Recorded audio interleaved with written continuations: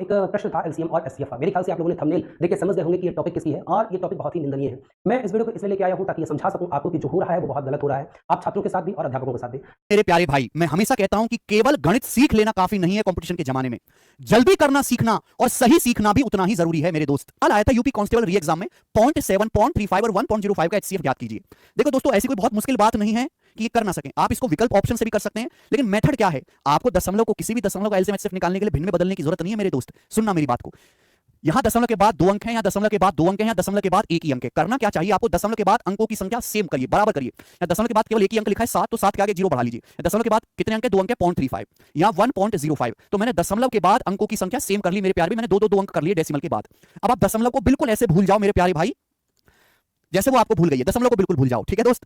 अब ये नंबर आपको दिखाई दे रहे हैं 70, 35 और 105 दिखाई दे रहे हैं। 70, 35, 105 नंबर दिखाई दे रहे हैं। वह बड़ी से बड़ी संख्या जो 70 को भी भाग दे, 35 को भी भाग दे, 105 को भी भाग दे। तो 35 ये हर किसी को दिख रहा है। 35 दूनी 70, 35 से कम 35, 35 थी 105 है, 35 का पहाड़ा मुझे बताने की जरूरत नहीं, यानी कि 35 आएगा। आ गया 35? आप बोलोगे हाँ जी सर। तो दशमलव के बाद यहाँ पे दो अंक हैं, तो एचसीएफ में भी दशमलव के बाद 2 अंक आने चाहिए, यानी कि इसका सही एचसीएफ 0.35 होगा, बी ऑप्शन। दोस्तों स्वागत है आप सभी का अपने परिवार के कंसेप्ट्स में। तो मेरे भाई एक सवाल जो कि काफी ज्यादा वायरल हो रहा है और काफी ज्यादा जो है लोग उसके ऊपर में सर्च कर रहे हैं, वो है एचसीएफ एलसीएम के डेसिमल के ऊपर में क्वेश्चन। अब देखो लघुत्तम समावर्तक और महत्तम समावर्तक पेपर के लिए शुरू से बहुत महत्वपूर्ण टॉपिक है, लेकिन इसके ऊपर में डेसिमल का कांसेप्ट आ गया ना, तो उसको इसने और ज्यादा मतलब सोने पे सुहागा वाला काम कर दिया। बट टेंशन की बात नहीं, हमने बहुत पहले बहुत